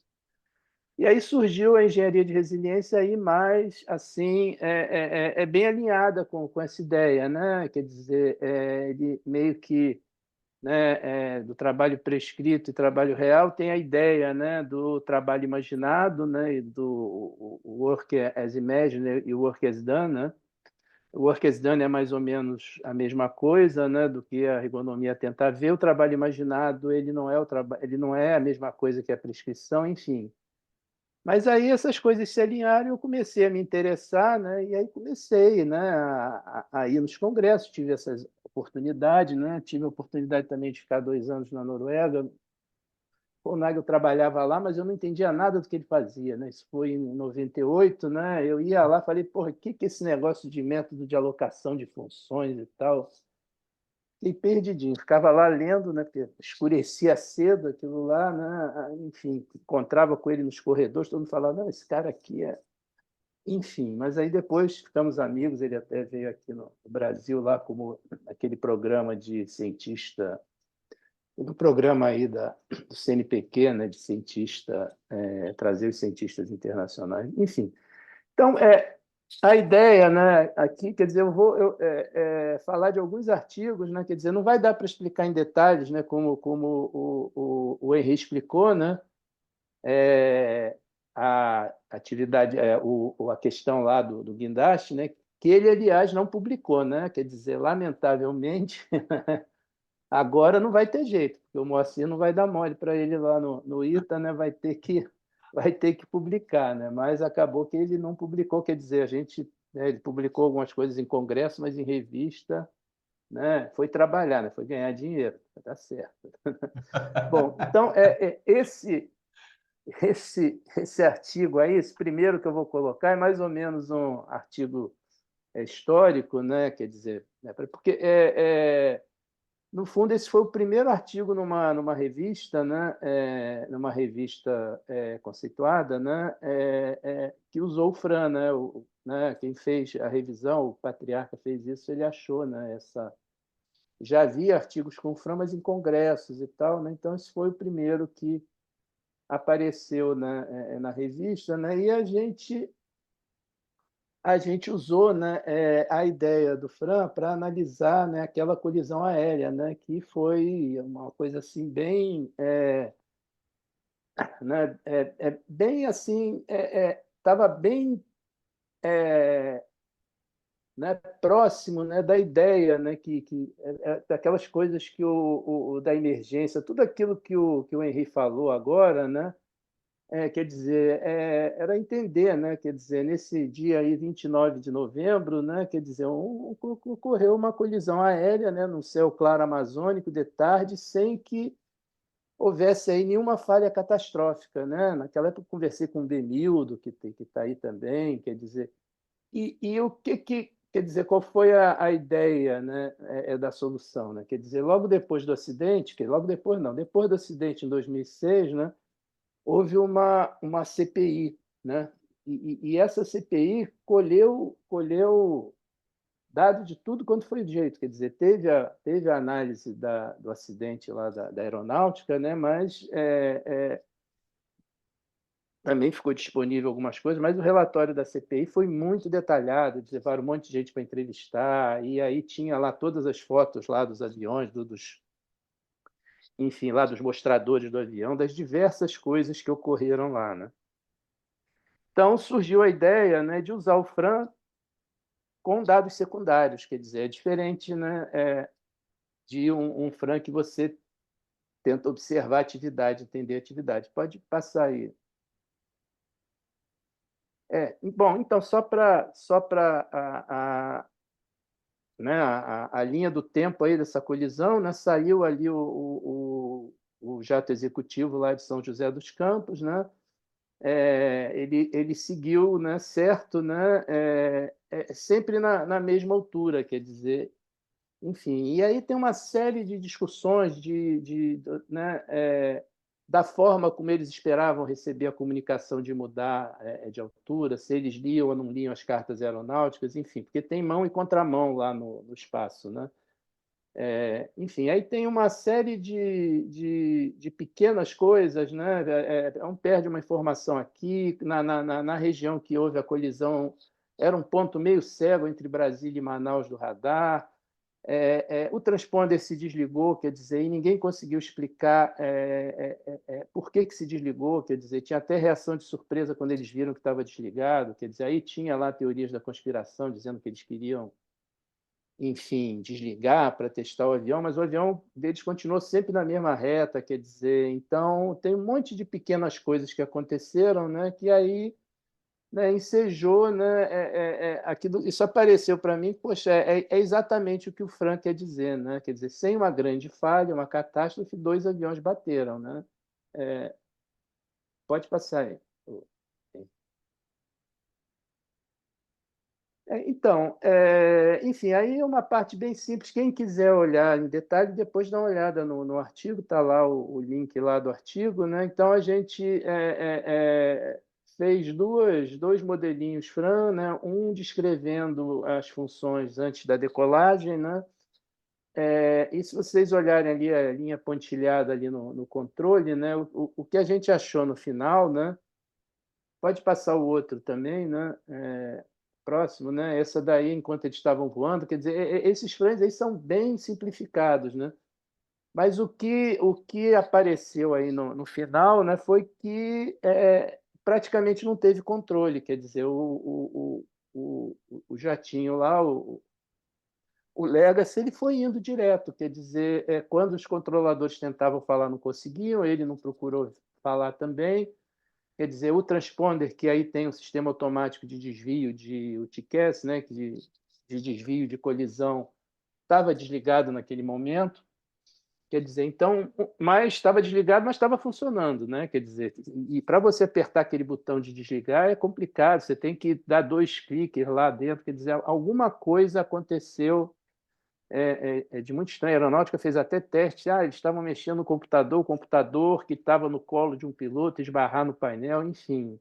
Tem isso tudo nos relatórios, quer dizer.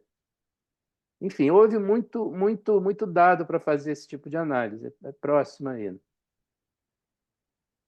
Então, aí que está. Para esse artigo ser aceito, né, foi complicado lá da revista, né, porque o revisor chegava, tá, tudo bem, você fez essa análise aí, mas o que tem de diferente da sua análise para uma análise normal que é feita lá? Quer dizer, aí é aquela história, né? Você está, né, mandando um artigo, né, o revisor chega e pede algumas coisas, aí, enfim, aí a gente tenta né, dourar a pílula, né, e colocar lá, né? Então foi nessa linha aí, né? Quer dizer, especialmente o relatório da CPI, né? Colocou, né, que aquilo eram possíveis falhas, quer dizer, até são, né? Porque se você ficou sem controle, né? Mas o que aparece, né, é que aquele sistema estava operando assim há muito tempo, né? Quer dizer, e essas conclusões, né, que o fator humano é a causa principal, eliminando os erros, acaba com a cadeia causal, quer dizer, isso é uma coisa que já não é aceito, né, em lugar nenhum mais, quer dizer. Em lugar nenhum não, né? Eu acho que até o sistema judiciário, né? O objetivo dele é arrumar um culpado para pagar, então ele tem que procurar o causador, ele não tem como ter uma análise que, bom, pode ter essa análise e não culpar ninguém, né? O que aconteceu com aquela questão lá da queda da Air France, né? Bom, mas esse é outro problema. Então, é quase que um corolário do Fran, né? A combinação de pequenas variabilidades levou o sistema a operar sem controle, mesmo sem nenhuma, né, falha catastrófica, né? Então, aquele conjunto lá de regras, procedimentos, né? Aí tem essa forçação de barra, né? Dá essa ideia, né? Que poderiam ter sido percebidas por um processo de gestão de variabilidades ter sido amortecido. Isso daí é complicado. Às vezes, quando eu penso assim nessa questão, não o que é a resiliência aí para as organizações, para o sistema, né? Me vem muito a ideia da tal da matéria escura, né? Ou da energia escura, né? Que é alguma coisa que está lá, mas ninguém vê, né? Quer dizer, e talvez esteja, né? Porque o pessoal prefere, né? O pessoal da física, lá da astrofísica, prefere dizer que tem uma matéria escura que está desviando lá o espaço-tempo do que dizer que as equações dele estão erradas. Mas, enfim, e pior é a energia escura, né? Enfim, que é responsável aí pela aceleração na expansão do universo, né? Isso foi medido, né? E não é que a energia escura seja, sei lá, 4, 5% do total da energia. Não, é o contrário. A energia escura é 90% do que está no universo. Quer dizer. É isso. E é algo que não pode ser detectado, né? Quer dizer, então, enfim, dá para tentar ver a resiliência, né? De alguma forma, ou pelo menos ver as adaptações, né? Então, não precisa ser com Fran, pode ser, né, com análise ergonômica, pode ser com olhar outros tipos de observação, mas a gente acha, né, que está lidando com isso, que é importante entender, né, essas adaptações para ver como os sistemas funcionam, né? Então, é isso que a gente tem procurado fazer aí, né, nesses outros trabalhos, né? Passa aí o próximo, dá para mostrar mais um ou dois, né? É, Bom, então, esse aí já é um trabalho, né, né, junto com o pessoal da Fiocruz, né, nesse grupo de pesquisa ResiliSUS, enfim, que é coordenado, né, por um ex-aluno meu também, né, o Alessandro Jatobá, na Fiocruz, né, a gente está tentando colocar essa ideia da resiliência dos sistemas de saúde dentro do SUS, né? Então, esse aí a gente tentou entender, né? Pode passar o próximo aí. É, como que a variabilidade do desempenho, né, afeta as visitas domiciliares e a reação, né, das estratégias de adaptação com o trabalho imaginado, né? O que seria aí o trabalho imaginado? É o que vem da política, né? Desde a política diz o que o agente tem que fazer e a partir daí diz quantas visitas ele tem que fazer por dia, né? Quer dizer, então, aí essa ideia de tentar reconciliar, né? O que está acontecendo com o que é imaginado, né? Eu falei um pouquinho do prescrito e do real, né? Da ergonomia e desse trabalho imaginado e o trabalho realizado. A diferença fundamental aí é no trabalho imaginado, né? Quer dizer, a gente na ergonomia a gente foca muito no pessoal da linha de frente, né? Então eles recebem prescrições, procedimentos, normas, e eles têm que trabalhar lá de acordo com isso, né? O trabalho imaginado, né, ele traz isso para todo mundo, né? Quer dizer, não é só o lado da linha de frente, né? Tem trabalho imaginado desde o político até, né, o gestor, né? Então, o regulador também imagina alguma coisa, o próprio engenheiro de segurança. Então, todo mundo tem a sua, enfim, a sua forma de imaginar, né? E isso tem. Isso, se você conseguir reconciliar isso, né? Não é que vai ser, não pode ser o mesmo, né? O Henry já mostrou lá até pelas ideias de complexidade e tal. Vai ter sempre diferenças, mas não pode ficar uma coisa muito diferente da outra, né? É quase clandestino, que aí você pode ter problema. Pode passar aí. Bom, então, para esse trabalho imaginado, a gente usa uma estrutura de controle, né? Enfim, eu não devia nem falar, mas quer dizer, a gente tem mais ou menos a ideia do Stamp aí, mas a gente não usou nada assim formalmente do Stamp, mas só para sempre que a gente vai entender como o trabalho é realizado, que adaptações eles fazem, a gente tem que entender como é que é a estrutura, como o Henri mostrou lá né, no guindaste, né? Quando a gente vai pensar no Fran, a gente tem que pensar, bom, até para a gente entender funções e variações, a gente tem que montar essa estrutura, né? Pode passar aí. Enfim, aí tem, né, de novo, né, quer dizer, aí o método foi entrevista, observação, né, análise lá, né, quer dizer, seguir alguns agentes na visita, e tem uma série aí de questões, né, que levava à variabilidade, principalmente em relação ao território, né, quer dizer, os agentes que estão em áreas vulneráveis, né, eles têm muita dificuldade, pode passar o próximo, quer dizer, então eles têm uma parte inicial do planejamento, quer dizer, aonde que eles vão, né, e a realização das visitas, quer dizer.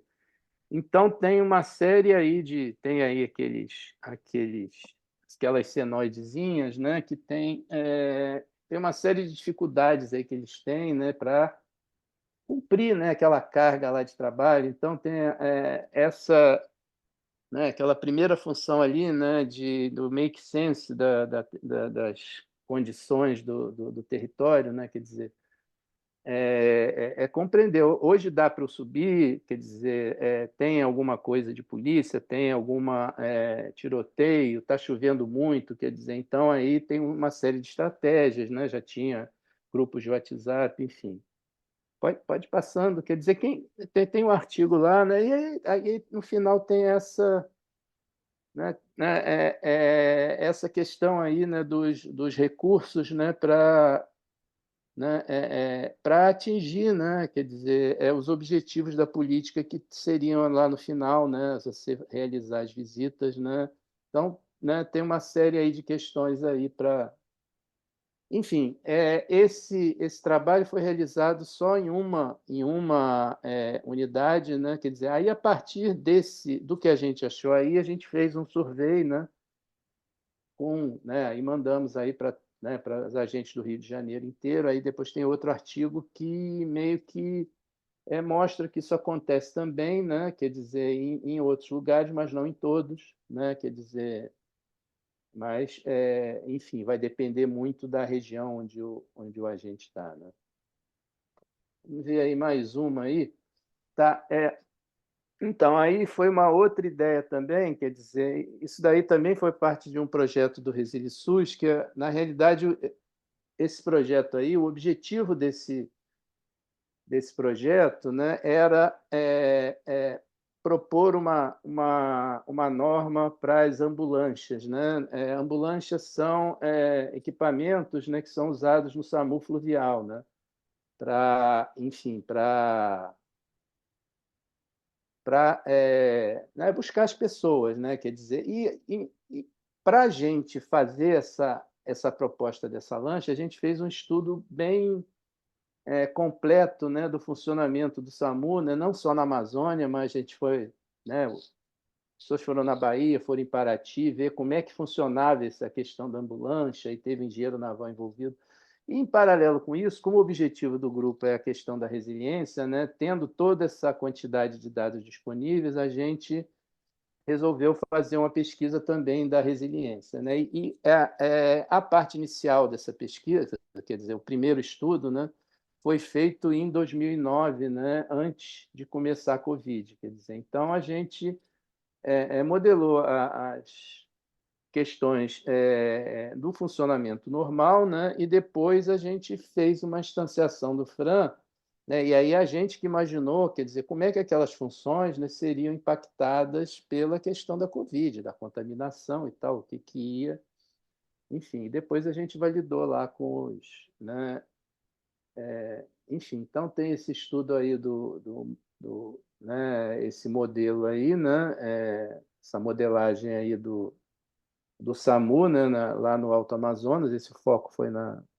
Amazônia, né? Então, enfim, o método entrevista, descrição, observação, depois análise de conteúdo. Bota aí o próximo, né? Tá mais ou menos esse foi o lugar aí que o grupo foi lá, né? Quase lá na fronteira com a quase não, é na fronteira com o Peru, Colômbia. Aí tem uma série aí de dificuldades. Enfim, pode passar aí, quer dizer, então esse aí é o modelo, né? Aí já tem aquela ideia, né, de um FRAM mais ou menos hierárquico, né? Porque você tem desde o TARM, né, que é o operador que recebe a ligação, aí depois ele escolhe um médico ou não, tem o operador de rádio, enfim, tem o funcionamento meio que padrão do SAMU e tem as diversas funções aí envolvidas, né? Pode ir passando, Henrique. Acho que já estamos quase. Queria mostrar mais um só, já estamos no tempo aí. Então, e aí o estudo 2 foi isso que eu já meio que comentei, né? É um novo FRAM destacando o que a Covid poderia ter causado, né? E aí depois a gente ligou para eles lá, né? Enfim, aí tem aí, né, algumas funções aí, né? Quer dizer, então, por exemplo, tem essas funções aí que estão mais realçadas, né? Então tem uma ali embaixo, Find Patients, né? É, a gente, quando fez o primeiro estudo, né, muitas vezes chega a ambulância na beira do rio, mas o paciente ainda não está lá, né? Ele está numa aldeia mais para dentro e tal. Então tinha muita ajuda da comunidade, de quem estava lá para ajudar, quem é que está doente, quem é que está pedindo e tal. Quer dizer, com a Covid isso diminuiu, né? Quer dizer, né, eram coisas esperadas, a gente colocou ali, perguntou. Então, enfim, tem uma série de questões aí que foram levantadas, né? Que o método facilitou a gente discutir isso depois com eles lá. Mais uma aí.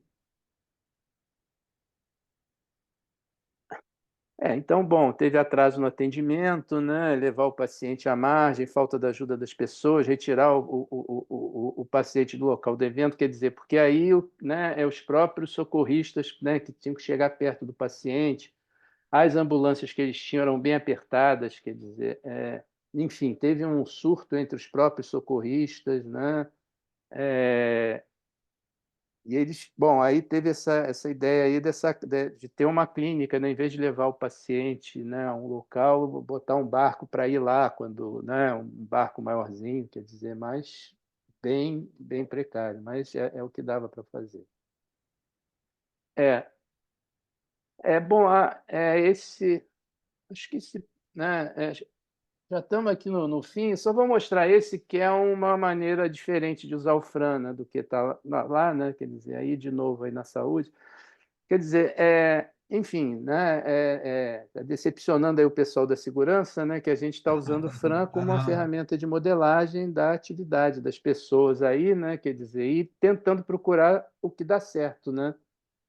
Enfim, esse estudo aí, né, foi mais ou menos aí, acho que há uns 4, 5 anos, ainda antes, na gestão anterior do Crivella, né, houve uma descentralização da regulação, né, de leitos e exames no Rio. Quer dizer, o que é a regulação? Né? Que a pessoa vai na unidade de saúde e tem um médico, né, e se ele precisar uma consulta, um exame, né, não é casos graves, uma consulta, o exame, ele tem que entrar lá na fila lá do CISREG e tal.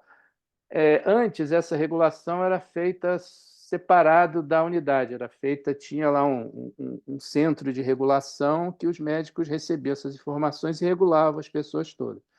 Nessa gestão lá até o próprio Daniel Sorange, que agora é secretário, né, ele propôs e implantou essa descentralização na regulação, ou seja, cada unidade de saúde tinha médicos reguladores que, enfim, regulavam os seus pacientes, né?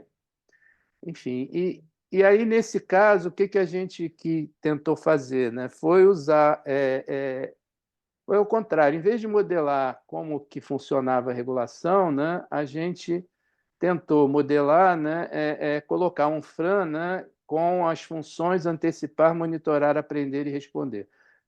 O Ronagel fez isso, né? Ele fez isso explicando como que seria o RAG, né? Que é um método de avaliação de resiliência, e ele deu essa ideia num artigo que ele analisou o acidente de Fukushima, né? E aí a gente fez isso, né? Pode passar aí o próximo, né? Bom, aí de novo a estrutura da regulação, né? Enfim, próximo. Dessa vez a gente, né, entrevistou 14 médicos de família em 14 diferentes unidades, né, aqui do Rio de Janeiro, né, alguns reguladores e outros não, e a gente usou o mapa conceitual para decodificar as entrevistas, né. Isso daí é mais ou menos a estrutura aí das entrevistas. Próximo. Então, aí o que a gente tentou fazer, né? A partir de um caminho, de uma tarefa deles, por exemplo, regular um paciente, aí tem lá antecipar, aprender, monitorar, devia estar como verbo aí, né? A gente botou como substantivo, mas está errado, né? Devia ter trocado para verbo. E o que a gente procura fazer, né? Tá, na hora de a habilidade de responder, né? Quer dizer, como é que o médico ele está respondendo, né? E antecipando e tal, né? Quer dizer, então alguns, quer dizer, quais eram as manobras de ajuste, né? Então, incorporação de critério de vulnerabilidade baseado no contexto social e tal, quer dizer, então, quando descentralizou, né, tinha assim enfim, a regulação não ficou fria de acordo lá com os critérios lá de dentro. Então e aí tinha médicos que conseguiam, né, que trabalhavam, chegava meia-noite, que é quando o sistema estava mais liberado, iam lá e botavam os pacientes deles todos regulados. Tinha outros que não queriam fazer isso e regulavam menos. Então, quer dizer, foram uma série de manobras, né? Algumas que facilitaram o funcionamento do sistema de alguns médicos, mas isso daí, né, gerou uma certa desigualdade, né? Então, tem essas.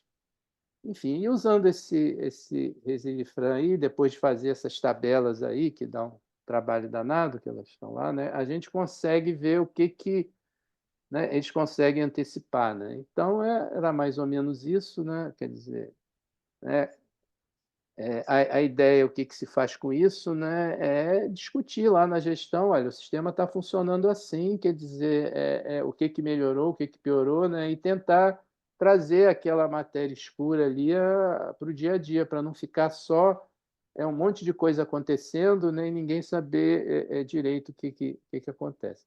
Ô, Henri, acho que eu vou parar por aí, quer dizer, depois dessa apresentação enfim, tem outros aí artigos lá, até de outros tipos de aplicação do Fran, aí bom, quem quiser ver em detalhes, dá uma olhada lá nos artigos. Legal demais, Paulo Vitor. É muito conteúdo, não tem dúvida. O objetivo aqui é só mostrar realmente para todo mundo que, a partir de uma teoria que todo mundo pode olhar e achar, poxa, mas isso aí não tem aplicação prática.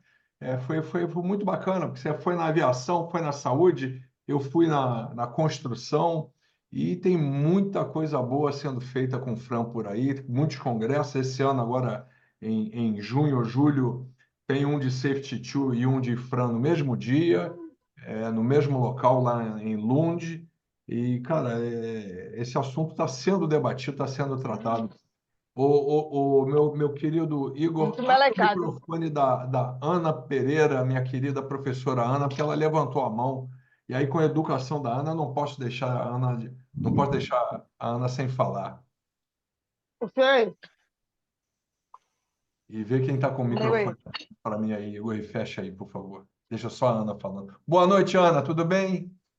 Henry, meu querido, muito boa noite a ti. Eu estou vendo vários amigos muito queridos, Ale, Vitor, Josué, Delfino, Sebastião. Nossa, é um prazer estar aqui ouvindo o Henry, ouvindo o professor Paulo Carvalho. com um Hum? conteúdo extremamente inteligente, provocativo, que faz com que a gente consiga entender que nós que trabalhamos na área prevencionista, de fato, a gente realmente tem que se reinventar. Muito oportuno. As fotos que o Henry trouxe é a nossa realidade, muitas vezes uma realidade que acaba sendo banalizada, justamente porque afirmam de que, ninguém morreu, o guindaste caiu, não aconteceu nada grave, então tá tudo certo, toca o pau. Não, não é toca o pau, não. A gente precisa realmente aprender que realmente a gente precisa se reinventar, a gente precisa trabalhar de uma forma coerente, de uma forma técnica, que faça com que a gente tenha elementos que vão subsidiar as nossas tomadas de decisão. Então, o Henry, ele trouxe, se me permite dizer, o Henry trouxe com muita propriedade, ilustrando aparentemente,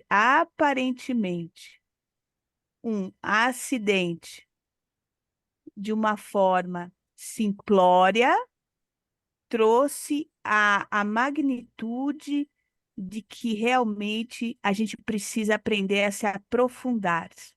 E depois, logicamente, o professor Paulo Carvalho, junto com o Henry, tiveram toda a elegância, todo o cuidado para nos abastecer de informações, para que a gente entenda de fato de que as coisas são dinâmicas, os sistemas são dinâmicos, e se eu entendi bem, dentro da minha humildade, eu vou colocar um questionamento, tanto para o Henry, que é um queridíssimo, quanto para o professor Paulo Carvalho, que a minha tese, professor, eu defendi minha tese relacionada à segurança humana, o que faz com que o indivíduo se sinta inseguro ao realizar uma atividade.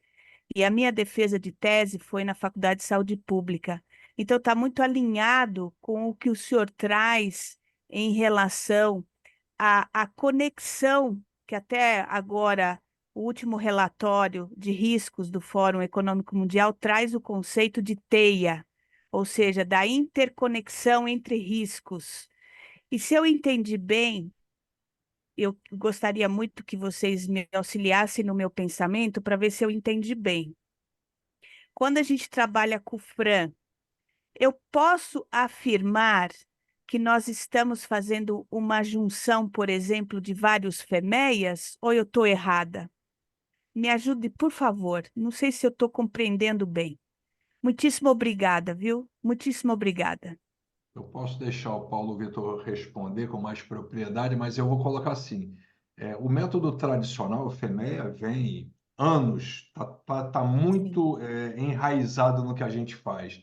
sim. Mas é a abordagem de eu olhar uma maneira estabelecida a partir das falhas de eu desenvolver. Então, é um método mesmo.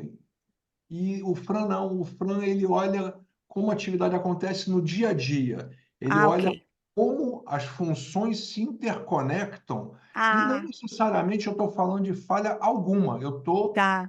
do processo, como é uma variação em uma determinada zona, Aham. o software é muito legal, porque ele mostra uma linha do tempo, a Sei. função, começa a piscar na tua tela o que está atuando. A gente Ah, que aqui legal. no curso, a gente está trazendo uma masterclass para dar uma ideia, isso eu aprofundo lá no curso de temas avançados. Mas a minha visão é que eu estou tratando do cotidiano, né? O que Sim. que você vê como o Paulo Vitor falou, né? A pessoa ela tem que ir numa residência. Primeira caixinha lá e fala assim, deixa eu contextualizar onde eu estou. Eu estou na Maré, estou em Copacabana. Então, o que eu Aham. faço é a mesma coisa. Vem cá, o que que eu estou montando? Qual é o equipamento que eu tenho? Como é meu dia a dia? Mas Tá, essa pequena variação em tempo, em precisão, puxa, eu abri tarde a patola, ou não abri, ou o tá, supervisor, ele podia estar lá no local, mas não está. Em vez de eu tá. fazer contrafactual, eu faço o que a gente chama de instanciação. O que que acontece quando eu modelei tudo se eu mexer um pouquinho nessa função? Como é que Tá, reverbera? Pensa no entendi. Fran, como o Josué outro dia comentou comigo, jogando uma pedra no lago, Tá. aquelas ondas, né, indo embora. Pensa no Fran como isso, né? Professor Paulo Vitor, por favor, fica à vontade. Eu tentei Não, responder é isso, no quer meu dizer, entendimento. é isso. A questão aí, quer dizer, o problema é você fazer vários, você teria que fazer vários remédios de coisas que não falharam, né? Aí, de Verdade. repente, você chega lá, quer dizer, aquela ideia lá daquele acidente né, aeronáutico, né? Tinha muita coisa que era um pouco diferente do que devia ser, mas não era Tá. falha porque não dava errado, né? Tem um outro slide famoso aí do Ah, Ronag que verdade. a falha, o erro é o que a saída você vê que dá errado, né? Então, a gente tem que olhar a variabilidade. Agora, aí tem isso também, né? Eu vou olhar a variabilidade, né? Mas eu olhei num dia, será que nesse dia é igual nos outros dias ou não? Quer dizer, dá para Entendi. ter uma ideia, né? Dá para ter uma ideia de que coisas estão acontecendo, né? Que talvez sejam importantes, né? E, enfim, Uhum. e aí envolve, quer dizer, a gente observa as coisas e a relação das coisas com as pessoas aí vai envolver, né? Perfeito. Enfim, a própria psicologia, outro aí Sim, vai de um lado e de outro, mas o nosso foco aí nas funções do Fran, né, é a questão da interação entre as coisas todas que estão dentro do sistema, né, e como que está acontecendo. perfeito. E o detalhe vai depender do que você consegue ver, né? Quer dizer, o Fran é um método muito, nesse sentido, ele é muito light, né? Ele não é um método formal, né? A gente até teve uma aluna que fez um trabalho para usar o Fran para extrair requisitos não funcionais para Ah, sim. sistemas, né? Enfim, e aí deu um trabalhinho porque teve que dar uma restriçãozinha na hora de quem for fazer o Fran para usar nesse método, para poder tirar, né? Para você poder encadear as coisas. Mas no geral não, você escolhe as funções que você quer dizer, se vai ser um bom Fran ou um Fran ruim, não tem como saber, né? Quer dizer, depende de quem faz, né? Aí enfim, aí tem os vieses, tem tudo, né? Quer dizer, né? A grande dificuldade de publicar lá os primeiros artigos é que o pessoal dizia, né? O próprio Ronaga falou isso, né? Que ele mandava os artigos, o pessoal dizia que não era um método científico, né? Porque é um método, né, com esse viés hiperqualitativo, né, no fundo, até das conclusões que você chega. Então, você tem que tentar, enfim, convencer na hora que manda um artigo, publicar, meio que tornar as coisas bastante óbvias ali, né? Escrever, tentar simplificar o máximo que você está querendo dizer, né? Se bem que tem uns frans aí que o bota aqui, não dá nem para ver nada que tem lá dentro, mas enfim, É. faz parte também. Eu vejo Perfeito. assim, Paulo Vitor, não tenha dúvida que você acaba tendo que desbravar, né, remar contra a corrente, mas eu tenho visto, por exemplo, tem hospitais hoje na Suécia que já adotam o Fran e vão por essa linha. Eu acho que essas coisas vão tender É. a avançar com o tempo, mas eu sempre comento com o pessoal, vocês parem de querer o mesmo método como bala de prata. O Ronagel usa muito isso, fica todo mundo querendo uma resposta pronta. Não, não, isso não é assim. Eu acho que é muito É, interessante um comentário que o senhor fez outro dia no grupo, comentando, não, eu estou muito mais interessado em ver como é que a organização ela está se É, acomodando para e face outra coisa disso. também, né, quando eu dava aula lá no PEC, a maioria dos alunos era de engenheiro de segurança e tal, né, quer dizer, todos os alunos aceitavam bem a ideia e não sei o quê, mas não é o engenheiro de segurança que tem que implantar resiliência nas empresas, é a gestão, quer dizer, não adianta, quer dizer, até adianta, né? Eu admiro muito aí, eu vejo que o pessoal está tentando, né? Está tentando, mas se a gestão não entender isso, quer dizer, não entender que em vez de fazer a gestão só pelo resultado, né? Tem que colocar a variabilidade, nem que seja dentro lá de um balance scorecard da vida, pô, vamos olhar como é que está acontecendo alguma coisa aqui, né? Não vai acontecer porque não está vendo, quer dizer, está vendo que está dando certo, tem o resultado ou aqueles indicadores que estão lá, né? Aí volta aquela questão é o outro lado, né, de tentar medir, né? Mas aí tem uma discussão grande também sobre o que a gente pode medir em relação à resiliência. É isso, gente. Vocês, quem tiver querendo aproveitar o professor Paulo Vitor, é uma oportunidade única. Eu agradeço a gentileza, porque eu sei que ele não é muito versado em estar aqui, é muito gentil da parte dele. Quem quiser, ô Igor, aproveita que o homem está aí e pergunta, cara. Não acontece todo dia, não. Verdade, né? Muito obrigada, viu? Mega conteúdo, parabéns. Mega conteúdo, muito bom. Então tá bom. Não, qualquer Então, coisa é só botar lá no grupo, né? Quando eu dou uma olhada lá, a gente tenta responder. Então tá, pessoal, eu queria agradecer a todo mundo que ficou véspera de feriado até 9h20 da noite. Eu estou olhando aqui na minha telinha, 58 pessoas ainda conectadas, chegou a dar 76. É isso, a gente, nesse canal aqui, a gente vai convidar sempre pessoas que têm algum conteúdo interessante para trazer para a nossa segurança.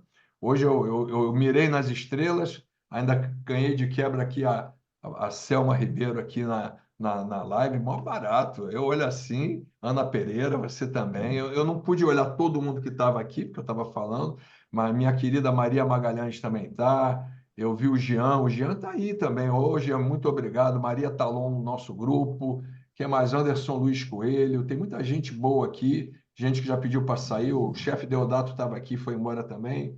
Então, eu agradeço muito ao Igor que me deu esse apoio aí em filtrar, em admitir as pessoas, obrigado de coração. E eu queria falar para todo mundo, olha, vocês se interessarem em saber mais sobre engenharia de resiliência, eu tenho meu Instagram, @Henri von Buren, e, cara, tem lá os links que vocês precisam. Entendam bem que eu só pude trazer o Fran aqui porque a gente já falou na primeira masterclass de engenharia de resiliência, na segunda a gente falou de Safety 2 e hoje a gente está falando de Fran. Não tem como as pessoas começarem, eu quero fazer um Fran, mas por quê? Baseado em quê? Qual é o fundamento? Da onde vem? Então, a ideia é um pouco essa. O Paulo Vitor deu até uma dica aí, ele falou do RAG, né? Que hoje o Ronagel já mudou o nome para SPM, mas é exatamente isso. A resiliência ao longo do tempo, como é que a organização vai poder acompanhar, como é que ela está face aos critérios de antecipar, monitorar, aprender, que a gente viu aí com o Paulo Vitor. Então, agradeço demais, Paulo Vitor. Eu aqui, eu me despeço dos amigos, desejando assim um excelente final de semana. E antes de eu me despedir, Henry, olha só, poxa, aí tu tá oculto, meu querido doutor Josué. Aí é brincadeira, eu ri falando de Fran e o homem tá só. Ah, muito legal, muito Ele legal. como tá é que você tá? quietinho, né? Ele tá muito Ah, muito quietinho. legal, muito legal. Ó, Eu espero que eu tenha honrado. O professor Josué é um framigo da family nosso aí, e hoje no Brasil, juntamente com o Paulo Vitor, juntamente com o professor Moacir, que é hoje o meu coordenador também do doutorado, são as pessoas que eu conheço, não estou dizendo que são as únicas, pessoal do Rio Grande do Sul, Tarcísio Saurim, tem um pessoal muito forte aí, mas eu não tenho acesso a todo mundo. Ô, Josué, por hum, favor, God bless you. e eu só queria falar que tanto você quanto eu, a gente deve muito ao professor Vitor, né? Porque eu acho que fomos introduzidos ao Fran por ele, né? E se eu me lembro muito bem, professor, eu fiz até um Fran disso. Você lembra, professor? Acho que foi no frame de Málaga que eu fiz lá na apresentação, mostrando, né, a importância do professor Vitor na nossa formação. E uma vez eu dei uma plaquinha, professor, de uma aluna. O Josué é o cara do Metafran, ele é o cara da caneca, do para amigos. Mas é. E tá vindo aí uma coisa legal, pessoal, que é o Framigo 3D, Framigo 3D, mas deixa isso para outro momento. Eu ganhei isso de uma aluna, sabe, pessoal? O professor se liga à eternidade, ele nunca sabe onde cessa a sua influência. E eu quero dedicar, né? Eu sei que são presentes, mas eu quero dedicar essas palavras ao professor Paulo Vitor, porque desde o primeiro momento que ele me apresentou o Fran, né, até o dia de hoje, se a gente conseguiu evoluir no Brasil com o Fran, foi porque pioneiros como ele, o professor Isaac Luquete, o saudoso professor Isaac Luquete, a quem eu Verdade, agradeço verdade. muito de ter sido meu orientador, né? Fizeram a diferença, né? Eles foram os desbravadores, verdadeiros bandeirantes, né, bicho? Abrindo, vamos dizer assim, é, no, na picada mesmo, no mato, né, essa oportunidade para a gente hoje. Hoje a gente está até, vamos dizer assim, relativamente bem, porque foi no ombro desse gigante que a gente chegou até aqui. Não é nada fácil fazer um Fran, a gente não é isso que eu estou dizendo, estou dizendo que a gente não seria o que seria se não fosse o professor Paulo Vitor. Então, professor Paulo Vitor, muito obrigado, tá? Valeu, Josué. Sempre exagerando nos elogios. Eu sou pisciano, cara, eu sou exagerado, romântico e sensível, não tem jeito. Um É grande isso, olha abraço aí. só. Eu pediria para todo mundo abrir a câmera que fosse possível aí para a gente registrar esse evento. Não é todo dia que a gente bota Ana Pereira, Josué, Selma. Quem mais que tem aqui? O Roque está aqui, Bemildo está aqui, Vanessa. Olha quanta gente boa. O meu colega de doutorado Fowler está aí, João Guilherme. João O, Guilherme. João o Guilherme. Jorge Rodrigues. Olha o JJ aí. Abre a câmera todo mundo aí para a gente bater uma foto bem bonita. Ah, o João Jorge está aí, que legal, cara. É isso aí. Ó, gente do céu. Sebastião, eu tô te devendo. Eu faltei na nossa live. Imperdoável. Desculpa. Leonardo, muito bem-vindo aí com a gente aí, Leonardo. Você vai longe, hein? Você vai longe. Célio, um prazer. Carlos Filho, pô, uma honra você aqui também, Carlos.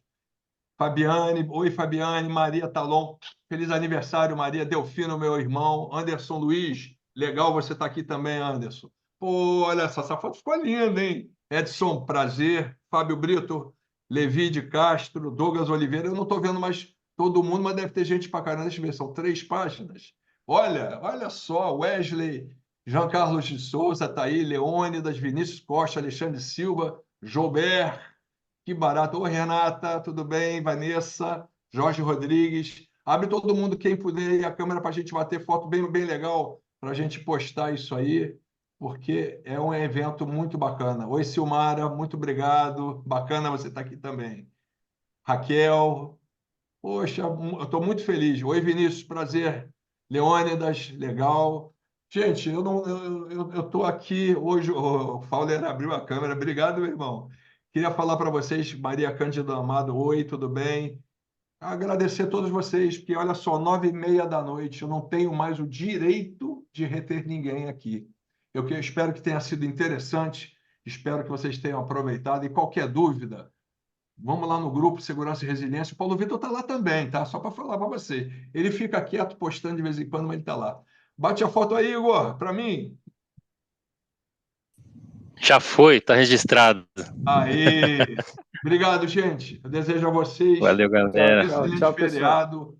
Amei, amei, JJ. Ô, Josué, Boa noite, você me gente. paga. Você ficar no background foi fogo, hein? Mas tá bom, tá bom. A gente pega ele, a gente pega ele. Ele é muito querido. O Ele que é que a muito gente querido. falou lá em Macaé?